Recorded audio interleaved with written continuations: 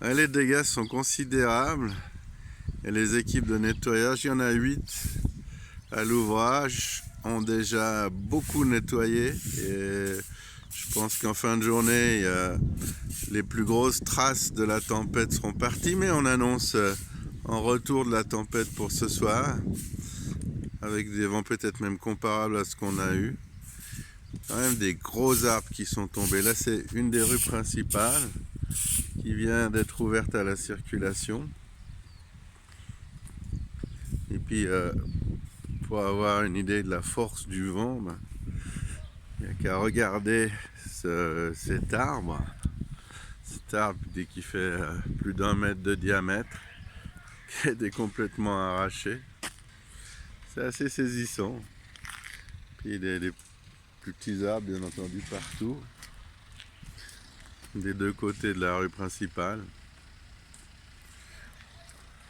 Et puis en bas, un peu en contrebas, on nettoie la moitié de cette petite forêt, de ce bois est tombée. C'est des arbres quand même importants. Paysage de désolation, avec la vie qui tente de recommencer, de renaître, mais pas d'électricité, ça aide rien.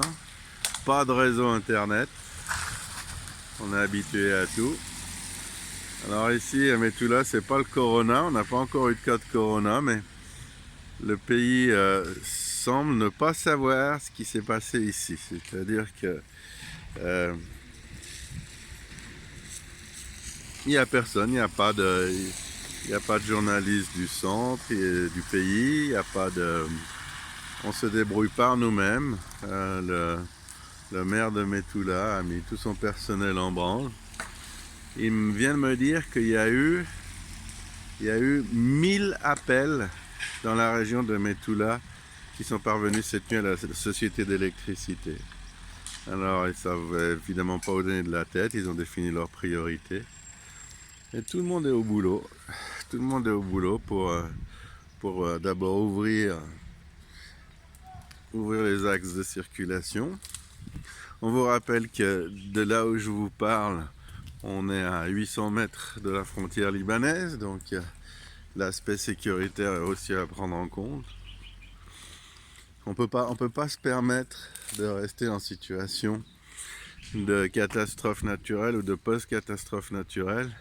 Il faut que les axes soient ouverts, il faut qu'on puisse imaginer les scénarios du pire, parce que de l'autre côté aussi, peut-être qu'ils y pensent, donc on ne prend pas de risque.